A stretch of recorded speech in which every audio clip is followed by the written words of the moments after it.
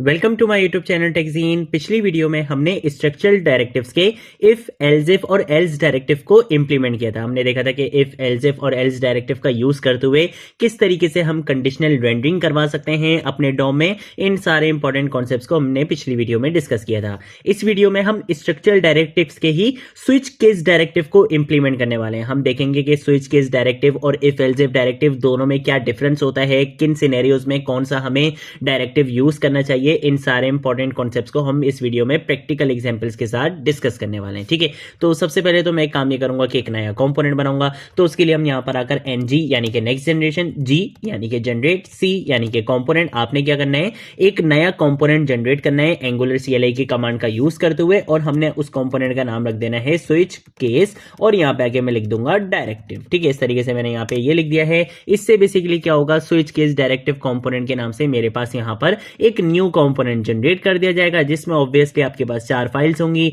एक spec.ts की जिसमें आपकी टेस्टिंग होती है, एक टाइपस्क्रिप्ट की जिसमें आप लॉजिक लिखोगे अपने कंपोनेंट की, एक CSS की जिसमें आप अपने कंपोनेंट की स्टाइलिंग करोगे, और एक आपकी HTML की फाइल जिसमें आप अपना टेम्पलेट लिखते हो, बेसिकली स्ट्रक्चर बता दो कि आपके डॉम में क्या क्या चीजें रहने वाली हैं।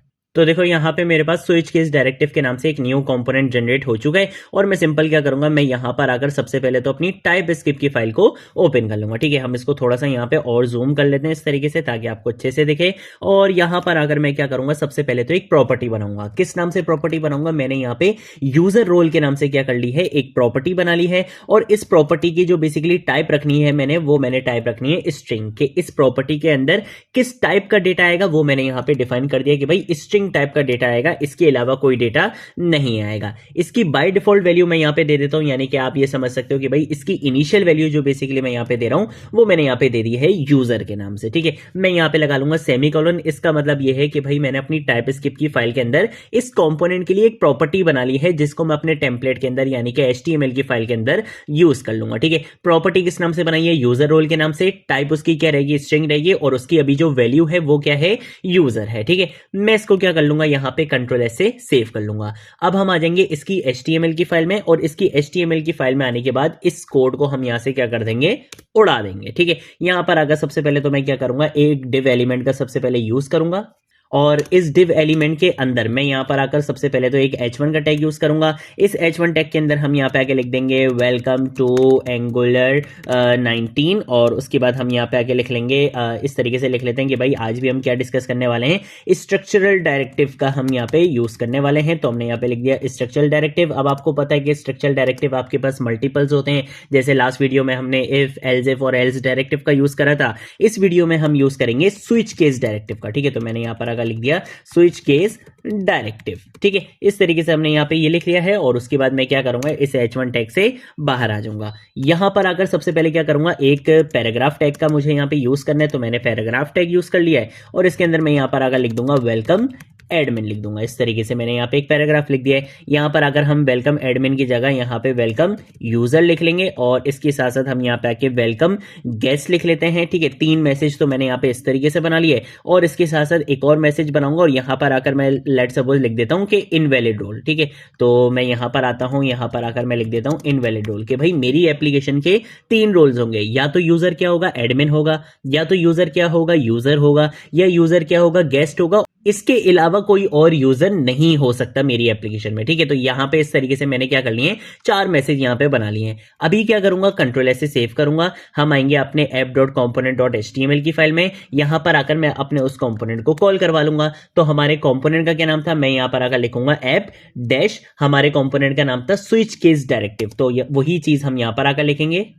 मैं यहां पर आकर लिख दूंगा कि भाई स्विच केस डायरेक्टिव वाले कंपोनेंट को यहां पे कॉल करवा लो। Ctrl+S से क्या करेंगे, इसको यहां पे सेव करेंगे। तो देखो यहां पे ये इंपोर्ट भी हो चुका है, और मैं इसको इस वाली फाइल को भी क्या कर लूंगा, यहां पे Ctrl+S से सेव कर लूंगा। ठीक है, तो हमारा जो बेसिकली कंपोनेंट था स्विच केस डायरेक्टिव, उसको मैंने यहां पे इंपोर्ट करवा लिया है। अब मैं सिंपल क्या कर सकता हूं, अपनी एप्लीकेशन को रन कर सकता हूं। तो उसके लिए भी हम क्या करेंगे, हम यहां पर आ जाएंगे अपने टर्मिनल में, और टर्मिनल में आके npm start की कमांड से अपनी एप्लीकेशन को रन कर दूंगा। तो देखो यहाँ पे मेरी एप्लीकेशन रन हो चुकी है और अगर आप यहाँ पे आके देखते हो welcome to Angular 19 structural directive switch case directive यहाँ पे आपको मिल चुका है और जो मैसेज थे ना वो सारे मैसेजेस एक साथ यहाँ पे प्रिंट हो चुके हैं। ठीक है, आपको यहाँ पे डिस्प्ले हो रहे हैं।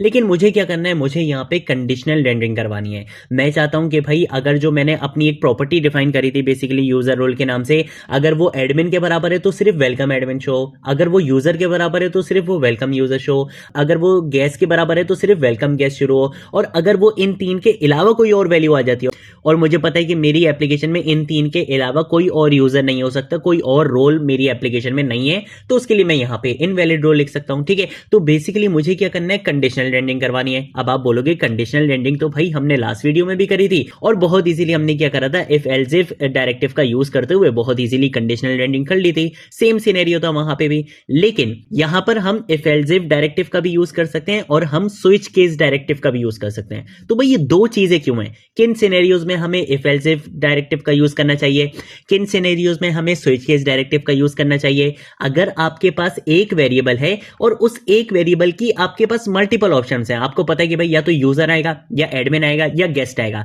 तो वहां पर आप इफ एल्स इफ डायरेक्टिव का यूज कर सकते हो, लेकिन वहां पर स्विच केस डायरेक्टिव यूज करना ज्यादा बेस्ट प्रैक्टिस है। उसका रीजन ये है कि एक तो ये स्विच केस डायरेक्टिव थोड़ी फास्ट होती है as compare to if else if directive, और ये थोड़ा सा रीडेबल फॉर्म में भी आ जाता है कि अगर आपके पास एक वेरिएबल है और उसकी मल्टीपल ऑप्शंस आपको पता है कि भाई इन यही ऑप्शंस रहेंगे, इसके अलावा उस वेरिएबल की कोई और वैल्यू नहीं आ सकती, तो वहां पर आपके लिए बेस्ट क्या रहता है कि आप स्विच केस डायरेक्टिव का यूज कर लो, क्योंकि वो इफ एल्स इफ डायरेक्टिव से फास्ट भी होती है।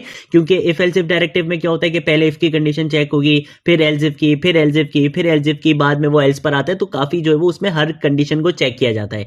लेकिन स्विच केस डायरेक्टिव में क्या होता है कि जो वैल्यू मैच कर रही होती है वो डायरेक्टली क्या करता है, उस केस पे चले जाता है। तो switch case directive if else if directive से फास्ट होती है और बहुत रीडेबल फॉर्म में आ जाता है आपका कोड। तो ऐसे सिनेरियोज जहां पे आपका एक वेरिएबल होगा और उसकी मल्टीपल वैल्यूज होंगे, मल्टीपल ऑप्शंस होंगे, आपको पता है कि भाई यही ऑप्शंस रहेंगे, इसके अलावा कोई और चीज नहीं आने वाली है, तो वहां पे आप स्विच केस का यूज करते हो। लेकिन अगर आपके पास थोड़ी लॉजिकल चीज आ जाती है, आपको मल्टीपल ऑप्शंस का आइडिया नहीं है, आपको नहीं पता कि भाई क्या वैल्यू आ सकती है, आपको लॉजिकल ऑपरेशंस वहां पे परफॉर्म करवाने, तो उन सिनेरियोज में हम इफ एल्स इफ डायरेक्टिव का यूज करते हैं। ठीक है, तो अभी हमारे पास क्या है कि भाई एक ही वेरिएबल है और हमें पता है कि भाई इसकी मल्टीपल वैल्यूज हैं, या तो यूजर या तो गेस्ट या फिर एडमिन। ठीक है, तो उसी चीज के लिए हम क्या करेंगे, यहां पर आएंगे, यहां पर आकर हम स्विच केस डायरेक्टिव का यूज करने वाले हैं। ठीक है, अब स्विच केस डायरेक्टिव का यूज कैसे करेंगे, डायरेक्टिव के लिए आप यहां पे @ का साइन लगाओगे और उसके बाद आप सबसे पहले यहां पे आके लिख दोगे स्विच। ठीक है, तो हमने यहां पे क्या कर लिया, स्विच का इस तरीके से ब्लॉक यूज कर लिया। अब स्विच के अंदर इसकी जो इस पैरेंथेसिस के अंदर ना आप अपनी उस प्रॉपर्टी का नाम बताते हो जिसकी वैल्यू के बेसिस पे आपने यहां पे कंडीशनल रेंडरिंग करवानी है। तो आपकी प्रॉपर्टी का क्या नाम था, आपकी प्रॉपर्टी का नाम था भाई यूजर रोल, तो हम यहां पे आके लिख लेंगे यूजर रोल।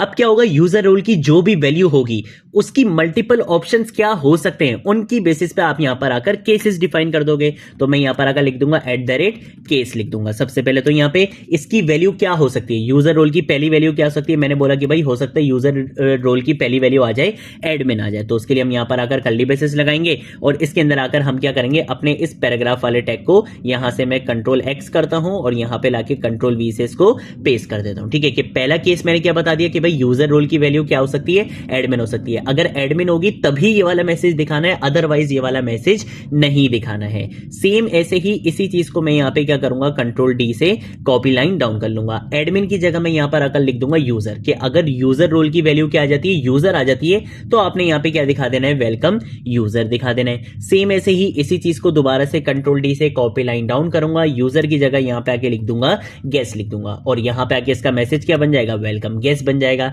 और फिर मैं बोलूंगा कि भाई अगर इन तीन के अलावा अगर कोई और वैल्यू आ जाती है इस प्रॉपर्टी के अंदर, तो वो बेसिकली क्या होगा, जैसे इफ एल्स इफ डायरेक्टिव में क्या होता था कि अगर सारे केसेस फॉल्स हो जाते थे तो आप एक एल्स की कंडीशन बता दिया करते थे कि भाई अगर सारी चीजें फॉल्स हो गई तो ये एल्स वाला काम चला देना। सेम ऐसे ही अगर यहां पे सारे केसेस क्या हो गए, फॉल्स हो गए, यानी कि कोई भी वैल्यू यहां पे मैच नहीं होती है, तो हम यहां पर आकर क्या लगा देते हैं, अपना डिफॉल्ट केस लगा देते हैं। ये बिल्कुल सेम होता है जैसे वहां पे एल्स होता था। और इसके अंदर हम आकर क्या लिख देंगे, हम यहाँ पे आके एक पैराग्राफ टैग का यूज करेंगे, इसके अंदर हम यहाँ पे आगे लिख देंगे इनवैलिड रोल लिख देंगे, ठीक है। और यहाँ पे मैं इस तरीके से एक एक्सक्लेमेशन मार्क भी लगा लूंगा, यहां से इन मैसेजेस को हम यहाँ पे हटा देंगे, ठीक है। कंट्रोल ऐसे क्या करूंगा, सेव करूंगा। अभी क्या होगा, मेरी जो प्रॉपर्टी की वैल्यू थी वो थी यूजर, तो अब ये क्या करेगा, इफ एल्स इफ डायरेक्टिव से ये फास्ट कैसे होता है कि भाई इफ एल्स इफ डायरेक्टिव में पहले इफ की कंडीशन चेक होती है, फॉल्स हो जाती है तो वो एल्स इफ पे आता है, फिर फॉल्स हो जाती है तो फिर वो एल्स इफ पे आता है, फिर फॉल्स हो जाती है फिर वो एल्स इफ पर आता है, यानी कि वो सारी कंडीशंस को लाइन बाय लाइन चेक करता है।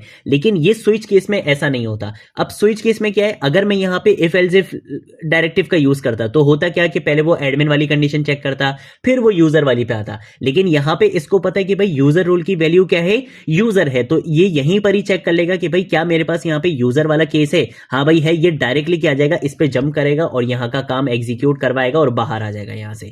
तो ये बेसिकली क्या होता है, इफ एल्स इफ डायरेक्टिव से फास्ट होता है। तो ऐसे सिनेरियोज में जहां पे आपके पास एक प्रॉपर्टी और उसकी मल्टीपल ऑप्शंस वैल्यू हो, वहां पे आप हमेशा क्या करते हो, स्विच केस डायरेक्टिव का यूज करते हो। जैसे ये यूजर रोल्स हो गए, या आप कह सकते हो कि डार्क थीम लाइट थीम वाला कॉन्सेप्ट हो गया कि भाई या तो डार्क थीम होगी या लाइट थीम होगी, यहां पे भी आपके पास मल्टीपल वैल्यूज हैं, ठीक है। तो इन सिनेरियोज में बेसिकली हम स्विच केस डायरेक्टिव का यूज करते हैं। तो अभी मेरे पास वैल्यू क्या थी, प्रॉपर्टी की यूजर, तो अभी मेरे पास यहां पे क्या आएगा, वेलकम यूजर आएगा। आप देख सकते हो यहां पे वेलकम यूजर आ रहा है। अगर मैं यहां पर अगर इसकी प्रॉपर्टी की वैल्यू को चेंज कर देता हूं, मैं यहां पर अगर कर देता हूं सिंपल सा एडमिन, और मैं अब इसको यहां पे क्या करता हूं, कंट्रोल ऐसे सेव करता हूं, तो अब मेरे पास यहां पे क्या आ जाएगा, वेलकम एडमिन आ जाएगा। देखो यहाँ पे वेलकम एडमिन आ चुका है। सेम ऐसे ही फिर मैं एडमिन की जगह यहाँ पर अगर क्या लिख देता हूँ, गेस्ट लिख देता हूँ। कंट्रोल ऐसे क्या करूंगा, सेव करूंगा, यहाँ पर आऊंगा, यहाँ पर आकर आप देखोगे अब मेरे पास क्या आ जाएगा, यहाँ पे वेलकम गेस्ट आ जाएगा। ये देखो यहाँ पे वेलकम गेस्ट आ गया। और अगर मैं इसके अलावा कोई और वैल्यू रख दूं, जैसे मैंने यहाँ पर अगर अब गेस्ट की स्पेलिंग गलत कर दी, कुछ भी कर दिया, तो अब कोई भी केस मैच नहीं होगा। तो अब कौन सा केस चल जाएगा, वो डिफॉल्ट वाला केस चल जाएगा, यानी कि मेरे पास जो रिजल्ट आएगा वो यहाँ पे आएगा इनवैलिड रोल का रिजल्ट आ जाएगा। तो ये बेसिकली हमारे पास कॉन्सेप्ट होता है स्विच केस डायरेक्टिव्स का, ठीक है। अगर आपको कोई चीज नहीं समझ आए, नीचे कमेंट सेक्शन में पूछ लेना, सोशल मीडिया अकाउंट्स पे पूछ लेना, मैं जरूर आप लोगों को रिस्पॉन्ड करूंगा। अब हम मिलेंगे नेक्स्ट वीडियो में नेक्स्ट टॉपिक के साथ, तब तक के लिए बाय बाय।